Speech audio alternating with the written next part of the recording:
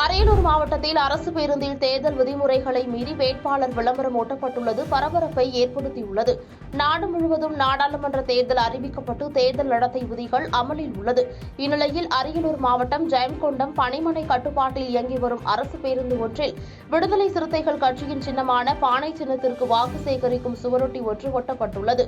அரசு சுவர்களில் தேர்தல் விளம்பரங்கள் எழுதினால் உடனடியாக அவற்றை தேர்தல் விதிமீறலாக கொண்டு வேட்பாளர் மீது வழக்கு பதிவு செய்யப்படும்.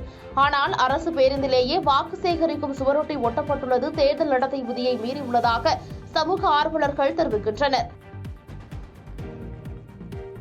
பாதகம் செய்பவரை கண்டால் நாம் பயங்கொள்ளலாகாது பாப்பா, மோதி மிதித்து விடு பாப்பா, அவர் முகத்தில் உமிழ்ந்து விடு பாப்பா. அண்மை செய்திகளை உடனுக்குடன் தெரிந்து கொள்ள இணைந்திருங்கள் இயம்நாடு தொலைக்காட்சியுடன்.